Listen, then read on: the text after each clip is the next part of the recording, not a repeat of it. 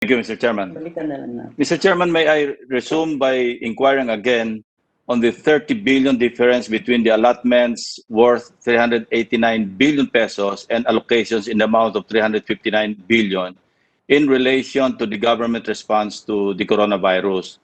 May we know which agencies are responsible for the 30 billion spending gap by failing to disburse? And as a follow-up, which sectoral beneficiaries have not been adequately addressed? Yes, I think maybe DBM might be the best position to answer. Secretary Wendell, Yes, Mr. Chair, we're just looking at our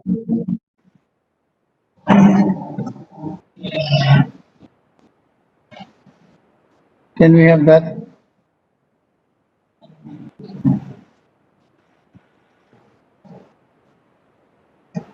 For the 30 billion, Your Honor,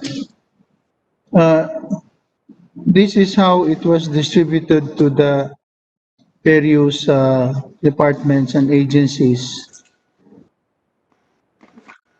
Yan na nga lang, tulak na lang.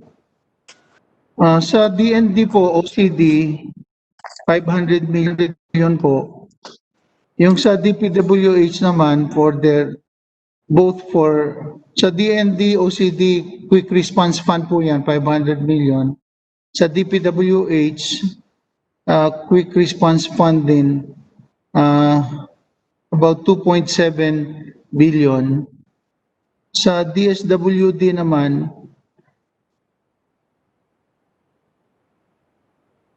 $12 billion dole.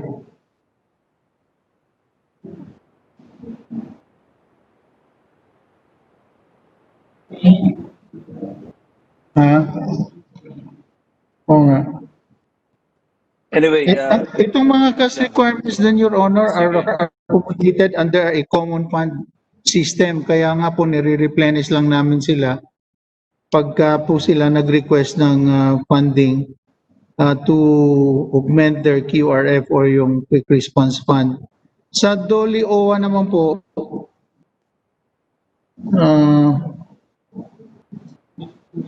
15 million lang ang meron sila.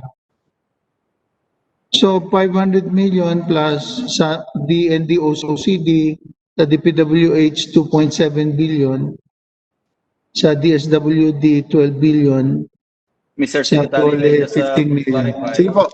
Itong mga halaga na ito, these are all undisbursed. Hindi po ba? Hindi na disburse ito. Kaya ang tanong ko po, bakit hindi na disburse? Sapat na ba yung pangangailangan ng mga targeted beneficiaries, whether it's the labor sector or yung sa PPP or yung sa DA? Gusto ko lang po malaman. Kasi I understand may mga nagrereklamo pa mga LGUs na hindi pa nakakatanggap because I heard or I believe, and please correct me if I'm wrong, na barely 15% lamang yung na-address doon sa SAP, amelioration. So I'd like to find out bakit hindi na-disburse ito, hindi na-release in spite of DBM already issued allotments to these agencies. Kaya po ang tanong ko, bakit may 30 billion na hindi ginastos?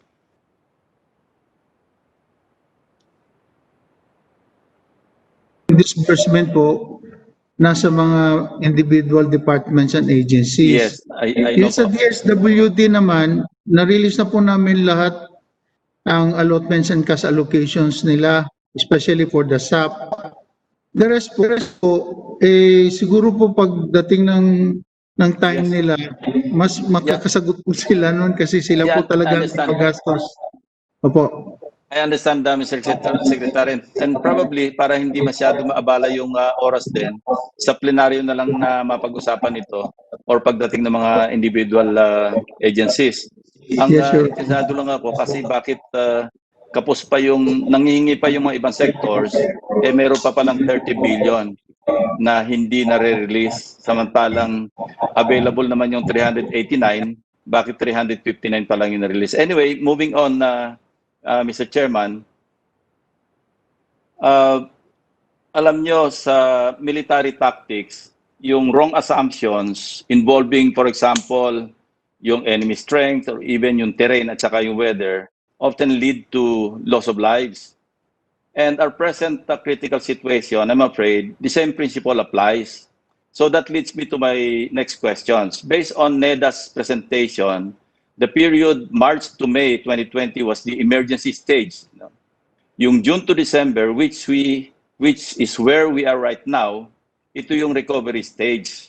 While next year, we will enter the resiliency stage. These assumptions, I suppose, serve as the basis for, among other things, yung mga macroeconomic assumptions saka projections for the crafting of the 2021 National Expenditure Program. So to NEDA Secretary Carl Chua, kindly elaborate on the phased and adaptive recovery strategy of NEDA, how it will dovetail or how it dovetails with the 2021 budget priorities of reset, rebound, and recover strategy.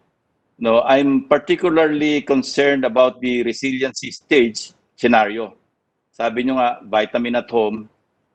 Ang tanong ko po, kasi kung vitamin at home, parang nagpapalakas na lang. So is this a realistic scenario? Sec Carl? Yeah. Thank you, Mr. Chair and Senator Lacson. Yung sa recovery stage, actually some of these provisions will continue. So I understand Bayanihan 2 will have to be obligated by the end of the year. But the effects of the guide, which will help the insolvent firms, the fees, which will help the banks dispose of their bad loans and assets so they can lend more, and the create, which will reduce the income tax and make tax incentives more performance-based, targeted. Actually, our original plan is to have them pass sabay and as soon as possible in this period, but their effects will continue.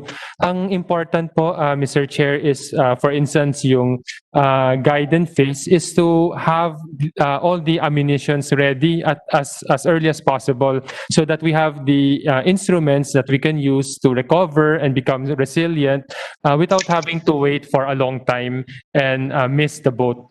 In the case of Bayanihan 2, ito ay bridge lang po. Many of the programs there continue actually in 2021. So by being phased and adaptive, we mean lang na there's a natural continuation of our recovery and the programs. It's not like after this period tapos na, may continuation po yan sa 2021. And by adaptive, we mean that as the developments come, we tweak and change our strategy. If the vaccine will be earlier, then we can tweak our strategy because we will recover earlier. But if it will be longer, then we will have to adjust accordingly po. So that is basically how we propose this framework of our recovery. Thank you, Mr. Chairman, for the explanation. I'm more particularly interested in the resiliency stage, Kasi sabi ko nga, ito yung mga naging basis ninyo for the crafting of, I'm referring to the DBCC, of the 2021 NEP, sabi ko nga, kung mali yung assumptions natin, medyo mamamali yung decisions natin pagdating na araw. And I'm glad that you mentioned that you are flexible in this regard. Doon sa resiliency, kayo na mismo nagsabi kahapon na yung vaccine will have to wait until third week or third semester or third quarter of next year. So kung gano'n ang ating assumption do sa vaccine, paano tayo magpe-prepare ng budget to adapt to resiliency? Yun po yung aking tanong. Yung recovery saka yung emergency, wala akong masyadong issue doon. Mas concerned ako doon sa resiliency kasi pag nagplano tayo ng budget, based doon sa assumption na resilient na tayo pagpasok ng 2021 at mali yung naging assumption natin, baka mali yung ating pag-prepare ng budget. That's my only concern. But since you said you will be flexible enough to adapt to prevailing developments as we go on, so that's good enough for an explanation. Now, I will not belabor the issue anymore.